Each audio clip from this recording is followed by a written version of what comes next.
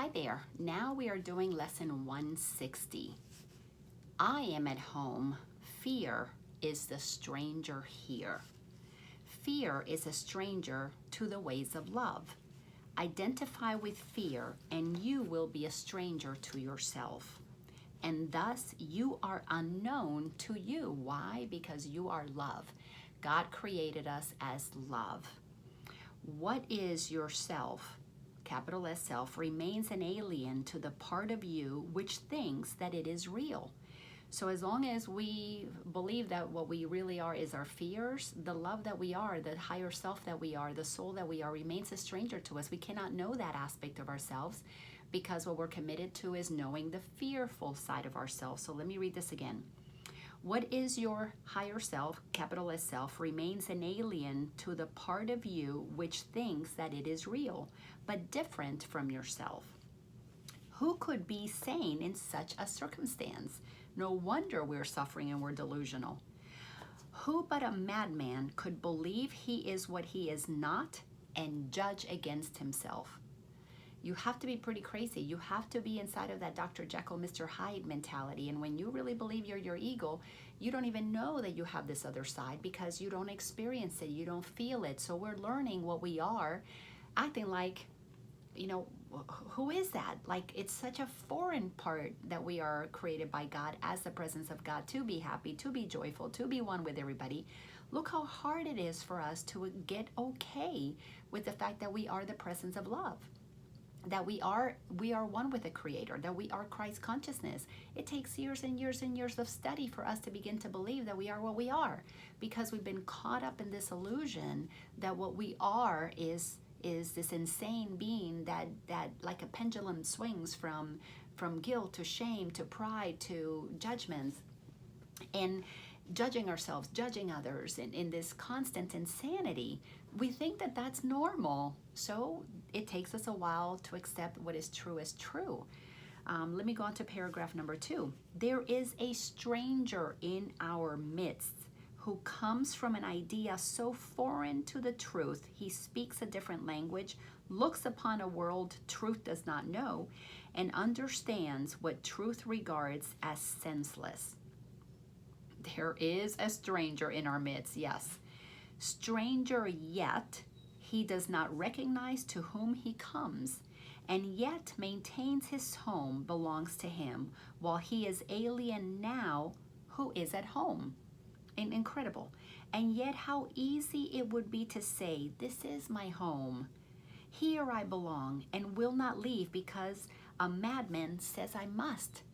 Can you imagine? We've made a stranger out of our true self and allowed a real weird stranger, our ego, to take over and to basically completely alienate us from ourselves, from our truth, from our knowingness by creating this veil, creating this idea of separation that has us forget the essence of who we are. So let's go to paragraph 3. What reason is there for not saying this?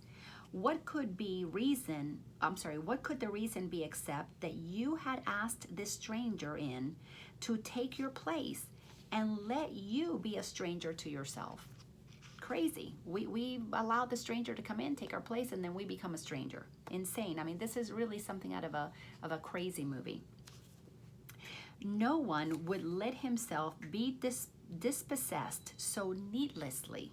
It's like we've been evicted out of our home when we did it to ourselves, unless he thought there were another home more suited to his tastes. So we must have thought that it made more sense for our true self to be sent somewhere else. And we have all vanished our true self. We kind of have sent it to the background, and our ego self has come to the foreground. Paragraph 4. Who is the stranger?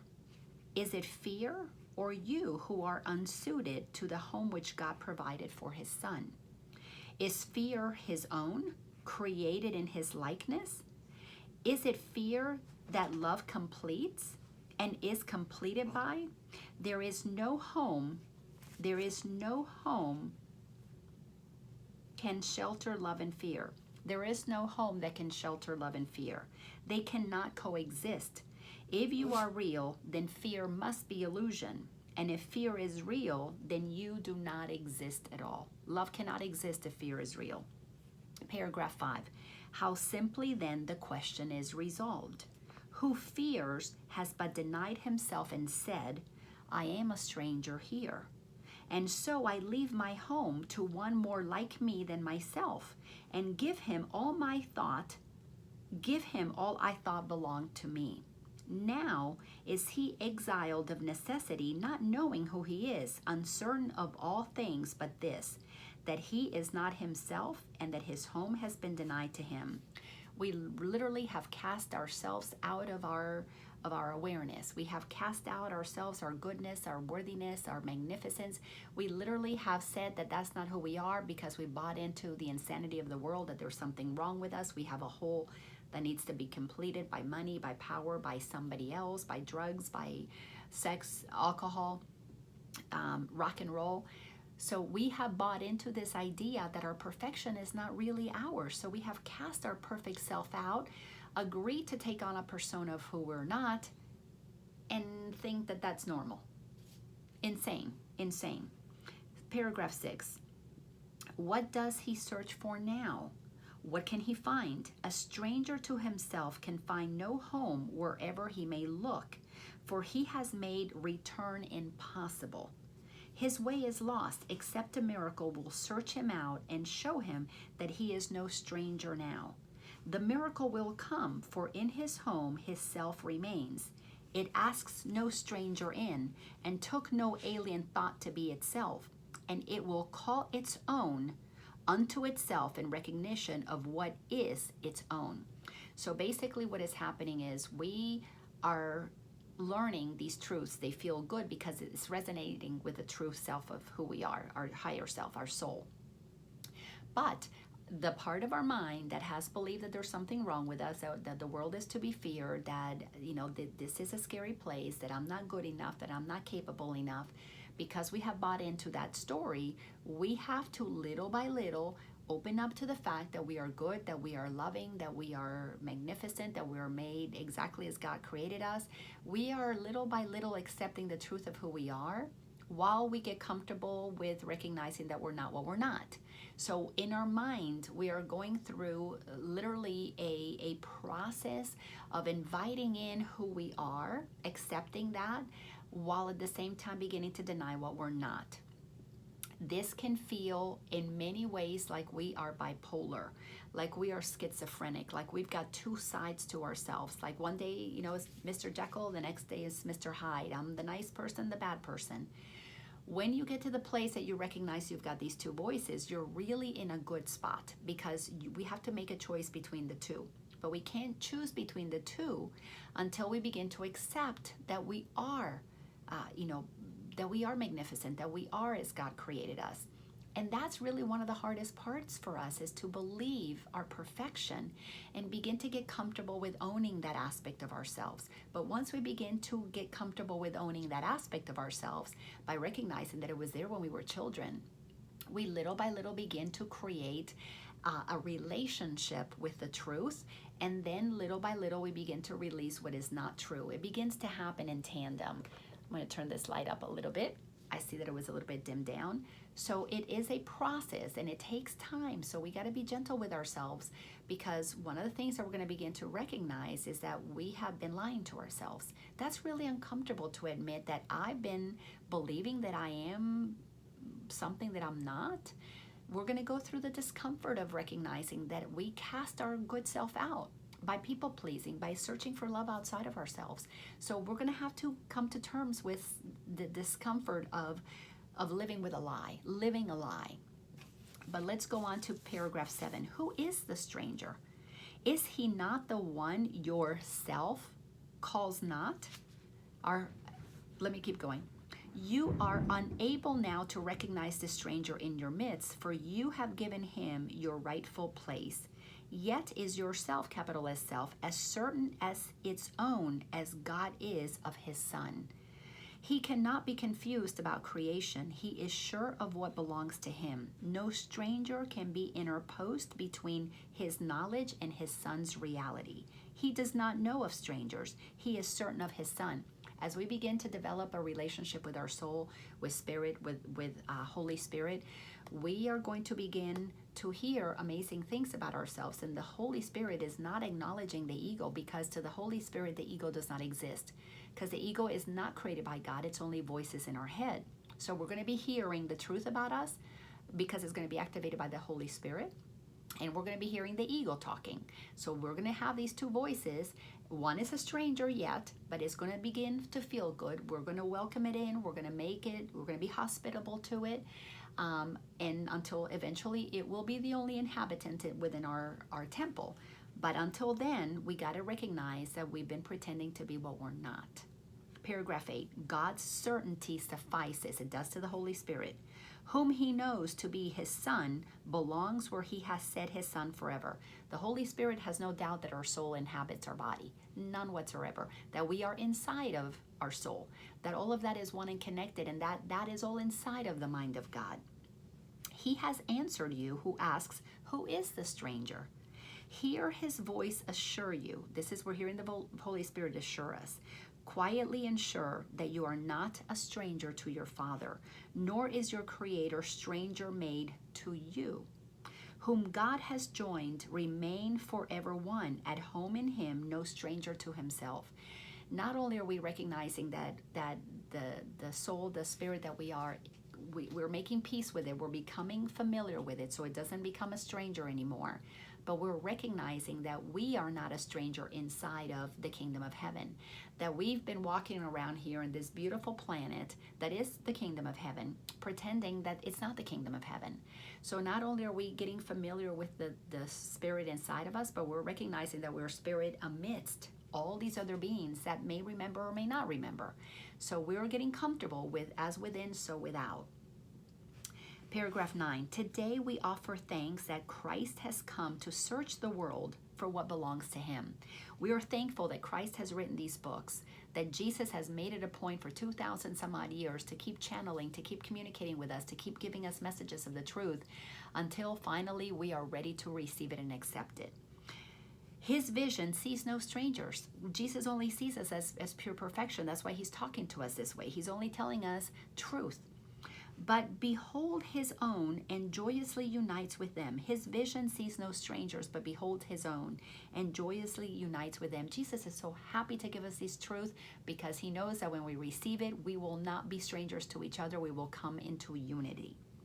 They see him as a stranger, for they do not recognize himself. So when you're reading about Jesus and you go, he's perfect, but I'm not. He is enlightened, but I'm not. It's because you don't know that you and him are one. I did the same thing. I didn't realize that Jesus and I were one. First, he was on a pedestal, and then little by little, he began to move closer and closer into my heart because I had to train my mind to accept the truth of who I was. And once I realized my perfection and Jesus's perfection are one and the same, they're exactly the same because God created both of us exactly the same, equals, perfect presence of love each, then I know that Jesus and I are one. Yet, as they give him welcome, they remember. So as I welcome Jesus into my heart, Christ consciousness into my heart, the truth of who I am, I began to remember that that is who I am. The Christ consciousness and I are one. And he leads them gently home again where they belong. My journey has been uncomfortable only because my ego makes it uncomfortable. My ego is the one that activates the discomforts. Every single time I listened to Jesus, it was always a very gentle process. Jesus has always talked to me in a very loving way. Paragraph 10. Not one does Christ forget. Nobody's going to be left behind. Not one he fails to give you to remember that your home may be completed and perfect as it was established. So every single person that we have an issue with, when we listen to the voice of truth inside of us, the real us, we will embrace everybody until we love everybody exactly the same. There will be no difference in how we love everybody. And for me, it's beautiful because I love my children. I love my husbands, my ex-husbands. I love my current lover. I love the friends that I've had, the friends that discarded me. I love Hitler. I love Mother Teresa. I love everybody the same. Why? Because there's only one love, and I only align with that one love. And when I block that, I suffer. Jesus doesn't make me suffer. My ego makes me suffer when I decide to believe it, that somebody should be loved differently. Special love, special hate. Because I don't buy into that, I can shift pretty quickly. But I can assure you, when you begin to open up your heart, your love for everybody becomes the same. Different people have different, there's different aspects to the relationship, different needs, different agreements. You know, with this one I may be a teacher, with that one I may be a student, with this one I'm a lover, with this one I'm a mother. But the love is the same. I cannot say that I love my children any more than I love my boyfriend, or than I love my ex-husbands, my husbands. All right, so Jesus has not forgotten us. But you will not remember him until you look on all as he does. So until we see everybody through the eyes, through the vision of Christ, we will not remember that we're all one. It cannot happen. Who denies his brother is denying him, denying God, denying Jesus, and thus refusing to accept the gift of sight by which his self is clearly recognized, his home remembered, and salvation comes. When we reject loving somebody, when we reject seeing the Christ in them, seeing their perfection and their innocence, we are keeping our true self out of our awareness. We are staying a stranger. We are staying a stranger inside of the kingdom of heaven. We are maintaining our true self as a stranger to us. We don't know that, and when we don't recognize that, we don't remember that our home is a home for love, and we don't remember that salvation has come. We keep ourselves, our higher self, out of our reach, out of our awareness, and we cannot experience heaven on earth. So I am at home. Fear is a stranger here.